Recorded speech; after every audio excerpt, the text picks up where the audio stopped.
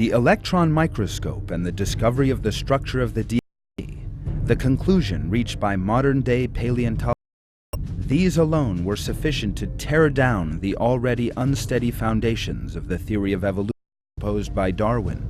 However, one of the most serious blows to the theory of evolution came only recently from the field of biochemistry.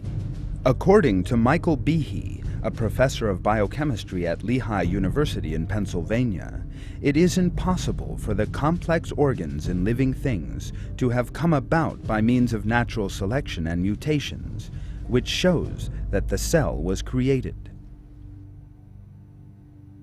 It's really interesting to notice that the more we know about life and the more we know about biology, the more problems Darwinism has and the more design becomes apparent.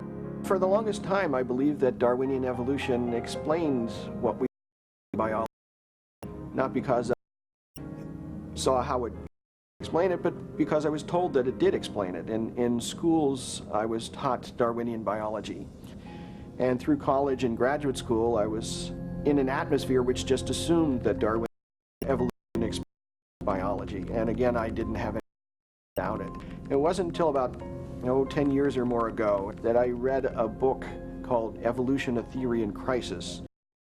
A geneticist of Michael Denton, an Australian, and he put forward a lot of scientific arguments against Darwinian theory that I had never heard before, and the arguments pretty convincing.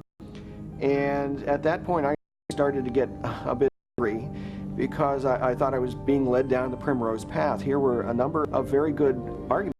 I had gone through a doctoral program in biochemistry, and I had never even heard of these things.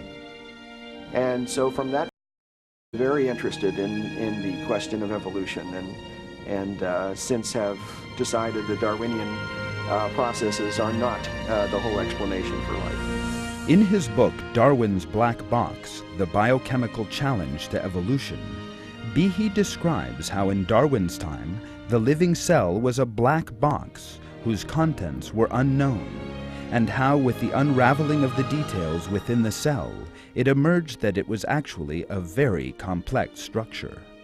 The powerful evidence in Behe's book was greeted with despair among evolutionist circles, and the work itself was soon being discussed by well-known media organizations. One of the points most concentrated on by Behe is that of irreducible complexity.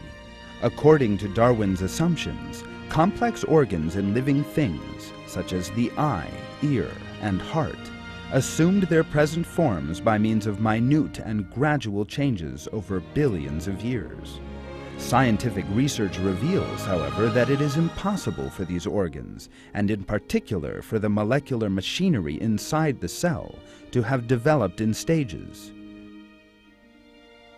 These are very complex structures consisting of a combination of small components. The system will serve no purpose at all if any of those components fails to fulfill its function.